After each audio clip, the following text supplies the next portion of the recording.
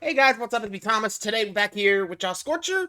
Today's a long one, nearly an hour. It's top 10 surprisingly good games. These are games that, despite the odds, actually turned out pretty well. Not sure if any come to mind, though I think Son of Frontiers, Metroid Dread, those type of games, they turned out pretty well. I mean, heck, I played them. Anyway, so let's see which ones makes the list. Be sure to like, subscribe for more. Hope you enjoy. Here we go. Playing a racing game. I like racing games. Playing a racing game. In your head! Oh, I'm going so fast in my mind! Surprisingly good! You hear a lot about disappointing games. The ones that, for one reason or another, just didn't live Hyped up to up. the hype.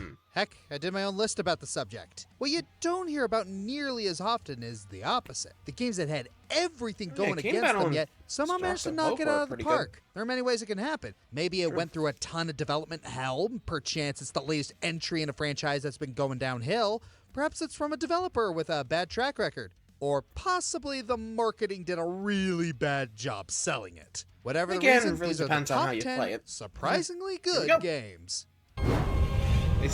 Basically, ignore the hype and deliver the right product. Here we go.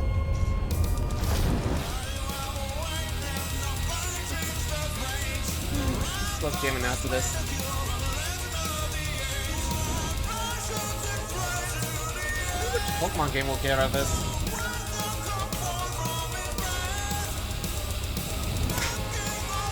Here we go. Someone forgot the title charge.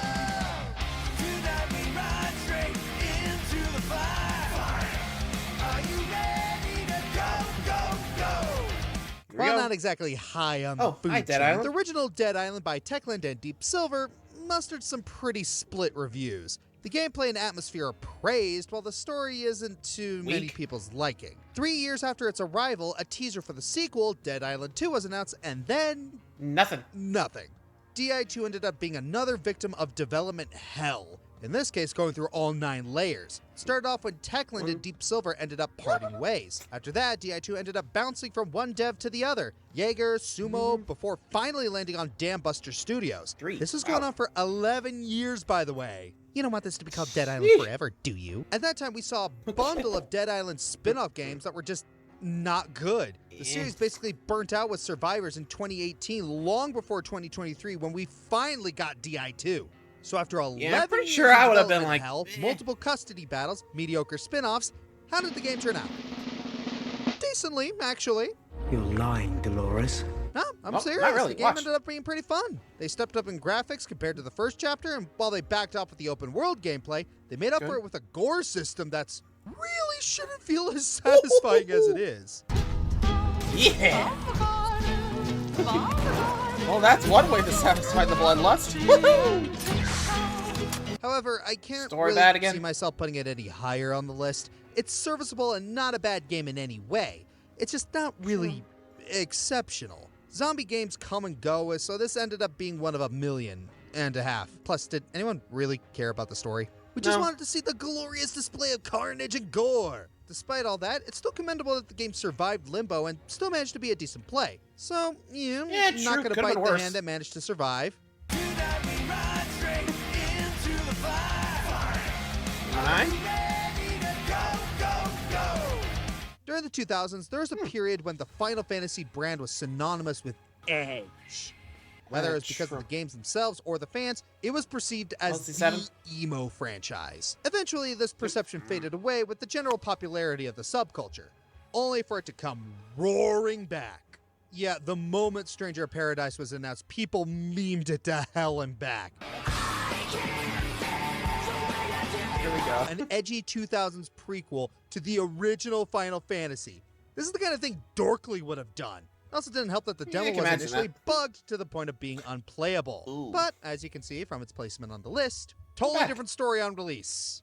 Gameplay provides the best of both worlds when it comes to action RPGs. You get your mob fight power fantasies alongside your brutal yet rewarding boss fights. Being a Final Fantasy game, you of course also have the job system, and it's one of the best iterations. In addition to the sheer quantity of them, each of them has their own skill trees and passives to discover. Plus, you can switch between them in combat. And then there's the story. Despite what the initial reveal gave off, it's surprisingly clever. What starts off as just a retelling of the original soon reveals itself to be something much deeper. There are also a ton of shoutouts and references for longtime fans to enjoy. Editor here just wanted to remind everybody that this game was developed by Team Ninja, who was helping Square Enix co-develop a lot of their spin-offs during this time. However, they're going to come up later, so let's just put a pin in that. Boop, pin in. There you go. Honestly, the only real problem with the game is that it didn't quite go full 2000s edgy goodness. And honestly would have made it age better considering we live in a post-irony stage of pretending that edgy games are dumb. Honestly, would have loved it if it ended like this. Hi, Michael. Yeah, honestly, wouldn't be surprised if it did. Am I right? It still surprised me how many games have 10-year development cycles and still end up decent. Oh. Yeah, you ain't wrong, but yikes. Man.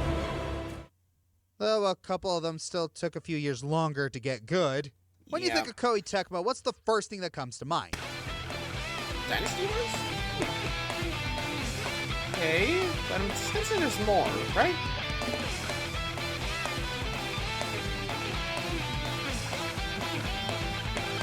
Right, this is my audience I'm talking about. But True. yeah, it's usually Warriors, Dead or Alive, or anime games based on Warriors. True. Well, back in 2017, Koei made another action game with their Ninja Gaiden division, Team Ninja. And yeah, it was just as hard.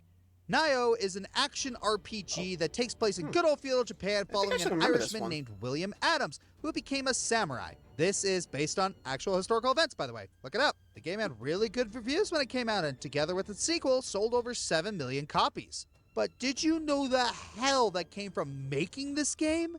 Development started back in 2004. It was supposed to be a launch title for the PS3. Producer Koshi Misawa had a lot of hope for the games and was a bit picky about its genre. It started out as a normal JRPG before being switched to a Dynasty Warriors type system. Shibusawa didn't want the game to be too similar to other Koei products, so he brought in Team Ninja to help development. But then the game started to look like Ninja Gaiden and development started all over again. In total, the project restarted 3 times before we got our current product, which people say is very similar to Dark Souls.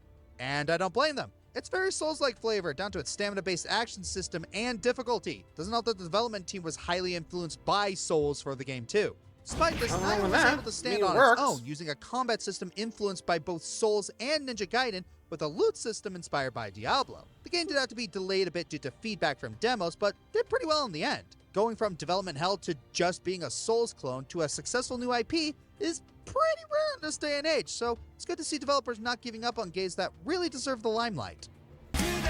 Yeah, honestly, I'm surprised they actually kept going with it. I mean, at some point, you kind of feel like there are some games that are just like, screw it, launch it. Just take the hit. That's what basically could happen, you know? I mean, if you're not careful, I mean, sure, there are games like that. I mean, we've seen the day before, but you get the idea, right? The fact that they still took the time to do this and still launch it great, I'm guessing they got a lot of feedback from that demo. Bada boom, bada bing, it worked. Goes to show you, demos can actually work. Anyway, moving on. Sorry, this is a song. I'm a Sonic fan. A decent playable 7 is like a 10 for us, baby. Oh man, the mean, Blue you ain't Blur wrong, has but had some sheesh. undulation of quality. Right now we're in a spot where we're actually allowed to like him again. True. That being said, up until 2022, the last few years have not been kind to him. And we had the first movie to fall back on, and that was Well, and phenomenal. the second movie, don't but forget the that. game? Yikes. Fans felt pretty burned by the most recent releases, and there were no major Sonic titles planned for 5 years. But then, near the tail end of 2021, we get an announcement for a new mainline title, Sonic Frontiers. And what was our grand reaction to this auspicious occasion? Whoopee. Hooray! Alright. Okay. They delayed the game another year for quality fixes. Yeah, not the best first impression. We had vague, subpar teaser trailers and an abysmal gameplay from IGN. Fans were quick to point out how unfinished and unpolished the game looked and started demanding the game be delayed for more quality fixes. I mean, not to be that guy, but that's what happens when you trust IGN with anything yeah. ever. Okay, in all fairness, they admitted they were playing an early version of the game and said the final product would be much better. Then in 2022, Yep, the out game it comes. finally came out. And the reaction? Yeah, it needed a little more spit and polish, but it was definitely a step up from True, the playable. previews. The soundtrack robbed at the Game Awards. The gameplay, super fun and solid, especially the boss fights. Yeah. The story? Okay, it mostly takes a number from Shadow of the Colossus, but it still feels like it understands and kind of a lovable respects the stage out world of it's it. playing with. In addition, it has some of the best characterizations I've seen in a while. Sonic himself is the most bearable he's been in years, and his interactions with the rest of the cast feel spot on. While there was a lot it got right, there's still a bit that held it back from being perfect. The combat, while still functional and filled with juicy spectacle, doesn't have much depth. Also, the idea of an True. open-world Sonic game didn't really win a lot of people over, especially since the world sometimes feels empty. Despite the bumps, Again, I considering still the island, consider not Sonic surprised, but Frontiers yeah. one of the best in the franchise. In fact, it's my favorite. It breathed quality and life True. back into a series that was starving for both.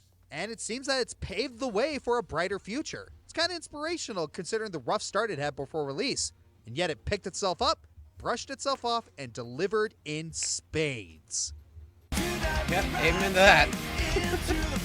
Really revitalized the franchise there. I know we all love the franchise. Oy, what a time hi, to be Silent a Hill. Silent Hill fan.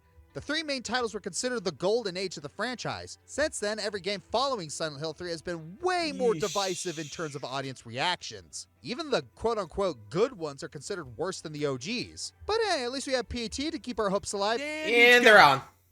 Yep, they're gone. Oh right, Konami hates fun. Then in 2022, it was Oh. announced they'd be collabing with Polish game developer Bloober Team to remake Silent Hill 2. And the hype building up to this remake was Yeesh. non-existent. Yeah, I'd probably be a little Unsurprisingly, worried fans if I were were them. hesitant about this upcoming release thanks to Konami's towering mistakes. People were understandably bitter about the Silent Hills cancellation and PT debacle. Additionally, the newest game before the remake, Short Message, was more of a glorified tech demo than an actual game. What really didn't help was that Bloober Team had a very hit-or-miss track record with their output. They didn't always have a great portrayal of mental health, which is a huge red flag if you're remaking Yeah. this game. Worse still, the marketing. While the boy. teaser trailer wasn't bad, the combat trailer made the game look more action-focused than it was supposed to be. There was also a misconception with the summary making us think the game would feature an origin story for Pyramid Head in the DLC. Uh-huh.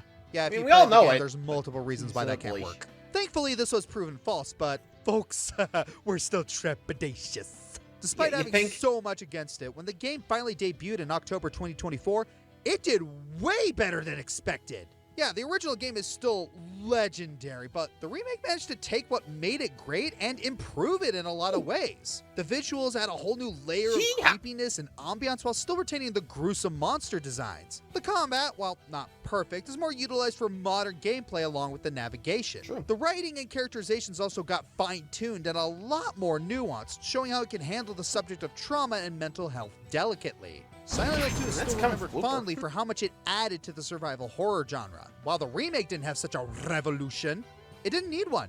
True. It just needed to honor its predecessor.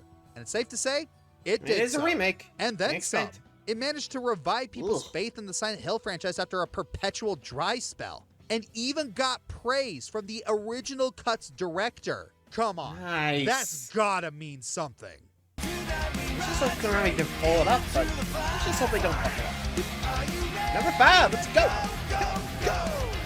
Oh, hey, we're talking about Konami Me again. again. Yay. Oh, In boy. the early 90s, a What group do we of got this developers time? at Konami had an idea for a revolutionary new run-and-gun game. The higher-ups weren't too Bayonetta? keen on it, thus the developers left to pitch their idea elsewhere. In hindsight, probably a good idea. The fledgling developers then True. pitched their games to Sega, who were unsure about publishing due to the lack of solo experience. Tokyo Hair. So they gave the developers a licensed I game gotcha. to work on. What license? これもいいな。これか Donald? これかドナルドはダンスにハマってる I'm loving it. How? Huh? How could a freaking McDonald's game be any good?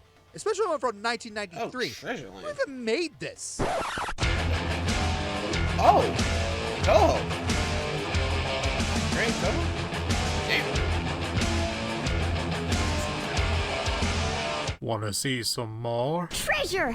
Yup. This was one of the first games developed by Treasure. Oh. Better known for some of the most iconic bullet hells of all time.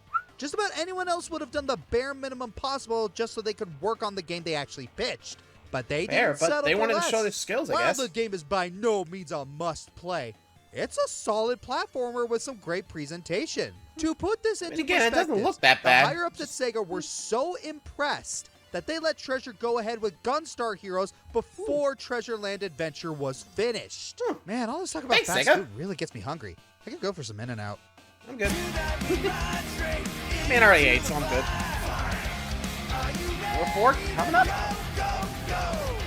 Indie games have relied on crowdfunding numerous times over the years with True, varying degrees Kickstarter, of success. Patreon, Indiegogo, Unfortunately, there you have know been the a lot drill. of recent Kickstarter failures that range from disappointing to outright criminal. Mm. But in an age of crashing and burning hey, Omori. Kickstarter campaigns, there's one that not very many expected to rise above the ashes.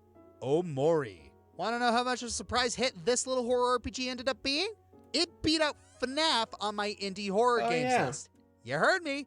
Yep. Frickin' FNAF. FNAF! Granted, it was only going up against the original game for 2014, but if a horror RPG that hasn't been LP'd by that many online content creators can beat out the indie horror genre's flagship franchise, you know it has a lot to offer. You can check out my indie horror games list for more about the story because holy shit does it get effed up. The development cycle wasn't pretty either. Omori lingered in development hell for 6 years, even Yes. after the Kickstarter campaign reached nearly Man, 10 10 times times its the original goal. Wow. With a lack of communication from the devs, the backers were pretty frustrated to see that their money was likely going down the drain. Fast forward to 2020, and the world finally This gets to summer. see what the devs were working on, and it was more than worth it. Chef. Oh, Okay, I did it so again. I'm legally required to inform you all that to this day, not all of the backers for this game have gotten all of their rewards, so maybe for some this game wasn't really worth the wait. It's also worth mentioning that the dev prior to Omori had zero experience designing a video game, so yeah, the fact that this game even turned out as well as it did is kind of the anomaly. Hence why it's this high on the list. Anyway, back to the video. Yeah, Omori that sounds really about is a right. testament to the phrase, a delayed game is eventually good, but a rushed game is forever bad. After 6 years of development, Omori nowadays, ended up being an sometimes rushed indie games do horror good, success turn story good, with an but incredible mix still, of fun you get the gameplay, idea. immersive visuals, an amazing soundtrack, and the tone shifting. Indie horror should not be this good at shifting between drop-dead hilarious, insanely creepy, kind of wholesome, and oh my gosh, I think I'm gonna cry. This game is so good! Yeah, that does sound like this franchise, but... Huh. There's a lot more to go. We're not even done yet. What the heck's taking up the time? Wait, hang on, look. There's like almost an hour left. Like, okay, I'm not sure what's going on, but we'll see what's going on here. I'm just curious. I guess he's going on a talking point or something. I don't know. Seems pretty long. Let's see. Oh, done it. Final 3. Oh, done. Come on, Electofan. Make me beautiful. Exercise and video games normally go So, together about as well as Ring me Fit? and alcohol. Yeah, I don't drink, sue me. So, True. a video game where you're supposed to exercise to play the game doesn't sound like something that would be appetizing to the Doritos and Taco Bell crowd, right? Well, Nintendo proved Wii it could be Fit, there you done. go. When the Wii first came out, the Yeah. motion controls got gamers and families everywhere up off the couch and getting an arm workout from throwing a bowling ball backwards a million times over. And with the Wii at its peak, Nintendo would release Ring Fit Adventure. For the Switch. Wait, it wasn't released for the Wii? No. What do you mean it was released for the Switch? Yeah. Yeah, apparently Nintendo wasn't done with motion controls even after the Wii brand died out. Ring Fit Adventure was released on the Nintendo Switch in 2019, and it would eventually become a surprise hit. Now, this wasn't Nintendo's first True. endeavor into fitness-based gaming. Wii Fit exists. While it was revolutionary for the fitness world at the time, the whole thing felt less like a game and more like a where's- physical education simulator. Ring Fit Adventure, on the other hand, is a game.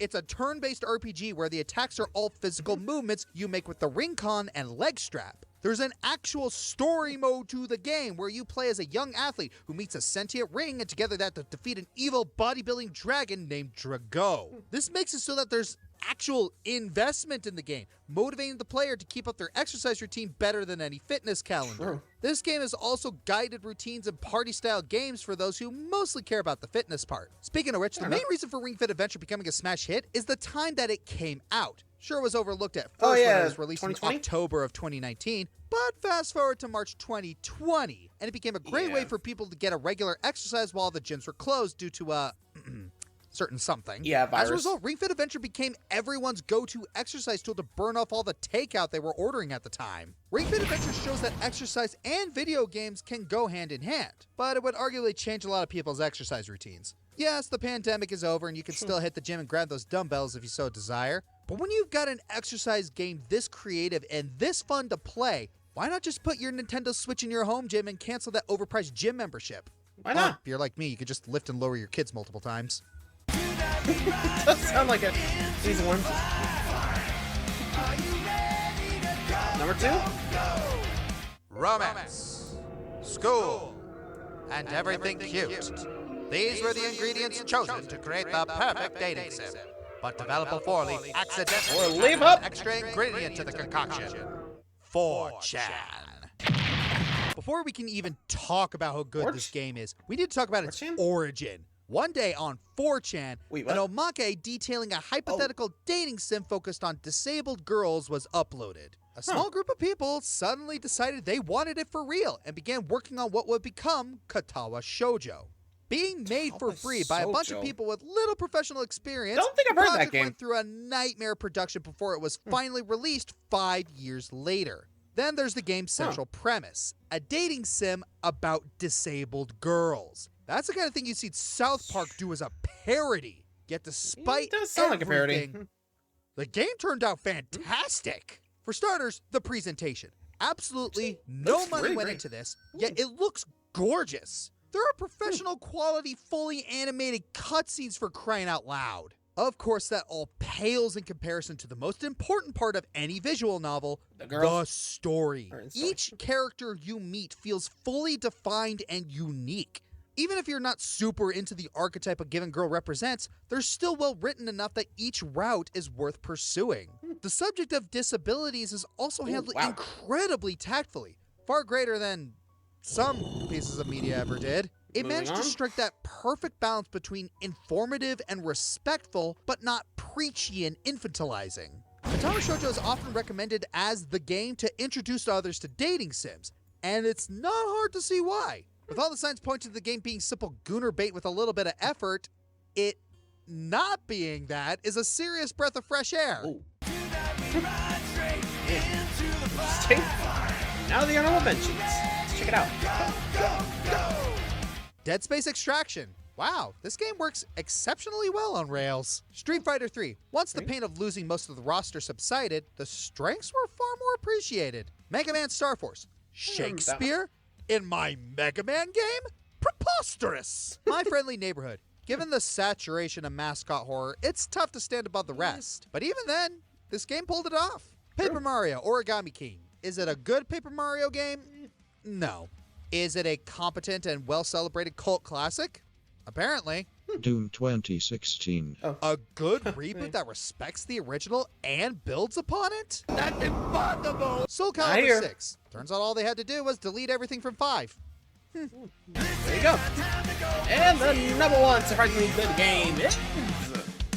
Let's go. With this list, we ultimately wanted to focus on the gap between the expectations and the result. The lower the expectations, the better the game will feel when it actually turns out good. And if that game turns out good enough, well, you'll forget there were any low expectations to begin with.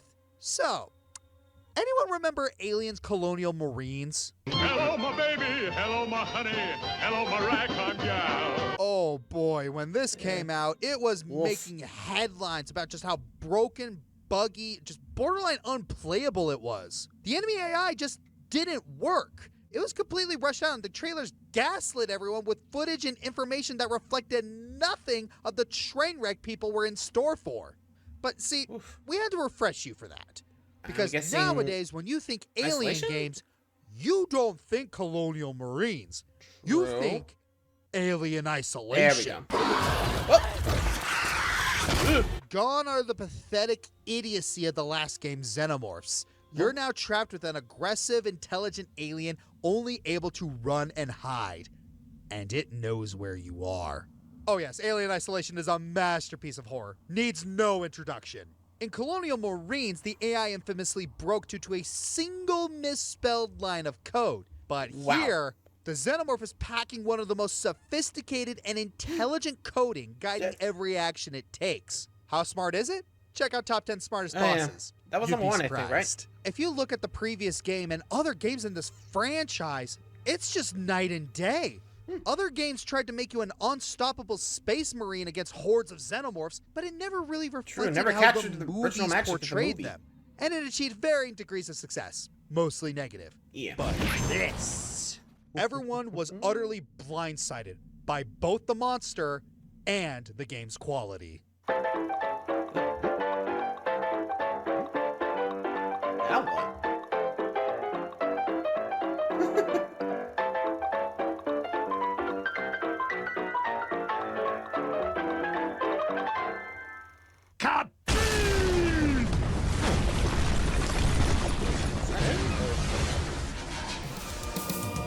Hey everyone, this is Josh. If you like this video, please like, subscribe.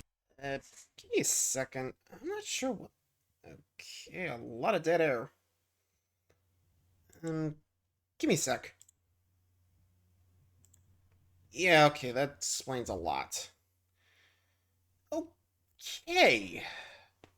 Apparently someone just added a bunch of stuff. I don't know why. I think something better let Josh know. Because apparently someone left that in. Oops. Then, or I feel like this needs to go into re-release. Anyway, thanks for watching, guys. Hope you enjoyed. Hope Josh gets this fixed. See ya.